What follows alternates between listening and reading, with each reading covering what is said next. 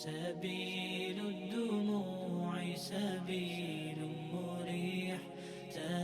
قرآن مجید نے جو ہدایت کا پیغام ہم کو دیا ہے، جو نور دیا ہے، جو روشنی دی ہے، وہ روشنی کیا ہے؟ خطاب ہو رہا ہے ان لوگوں سے سب سے پہلے کہ جو ایمان کا دعویٰ کرتے ہیں، اور ایمان کا دعویٰ کرنے والے ہم اور آپ سب ہیں۔ جب قرآن مجید کہتا ہے کہ یا ایھا الذین آمنو، تو اس کے معنی صرف یہ نہیں ہوتے کہ سچے ایمان لانے والے، بلکہ ہر وہ آدمی جو ایمان کا دعویٰ کرتا ہو، خواہ اس کا ایمان مضبوط ہو یا کچا ہو، وہ اپنے ایمان میں سچا ہو یا جھوٹا ہو، اس کا ایمان بہت ناقص اور کمزور ہو یا بہت راسخ اور دل کے اندر اترا ہوا ہو، سب جو ہیں وہ یا ایھا الذین آمنو کی صف کے اندر شامل ہیں۔ اس لیے کہ قرآن مجید دوسری جگہ یوں بھی کہتا ہے کہ یا ایھا الذین آمنو آمنو، اے وہ لوگوں جو ایمان لائے ہو ایمان لاؤ۔ یہاں پر اس کا مطلب دوسرے ایمان لانے سے یہ ہے کہ وہ لوگوں جو ایمان کا دعویٰ کرتے ہو اپنے اندر سچا ایمان پیدا کرو۔ وہ یہاں پر خطاب ہر مسلمان سے اور ہر مومن سے ہے، اور ہم سے اور آپ سے اللہ تعالیٰ یہ فرما رہا ہے۔ یہ سمجھ کر آپ اس بات کو سنیں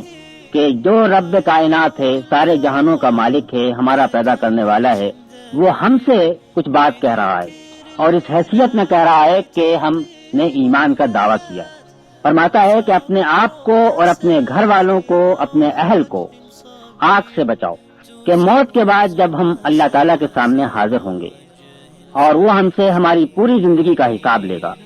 اور یہ پوچھے گا کہ پیدائش اور موت کے درمیان جو وقت تمہیں دیا گیا تھا، جو جسم تمہارے پاس تھا، جو قوتیں تم کو دی تھیں، جو سوچنے کے لیے دماغ اور دل دیے تھے، جو مال دیا تھا، یہ تم نے کس طرح خرچ کیا؟ یہ وہ سوال جب کرے گا تو جو اس سوال کے جواب میں کامیاب نکلیں گے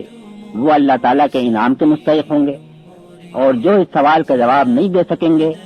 اور جو اللہ تعالیٰ نے یہ امتحان کے لیے عمر دی ہے، خلق الموت والحیات لیبلوکم ایکم احسن عملا، اس نے موت اور زندگی کو اس لیے پیدا کیا، یہ دو جو سرے ہیں ان کے درمیان ہماری پوری عمر گزرتی ہے، یہ اس نے اس لیے پیدا کیا ہے تاکہ وہ تمہارا امتحان لے کہ تم میں سے کون ہے جو اچھے کام کرتا ہے۔ جو اس امتحان میں ناکام ہوگا اس کا ٹھکانہ آگ۔ یہ دراصل یہاں جو بتایا گیا ہے آگ سے بچو، تو اس کے دراصل معنی یہ ہے کہ ان کاموں سے بچو کہ جو اللہ تعالیٰ کو ناپسند۔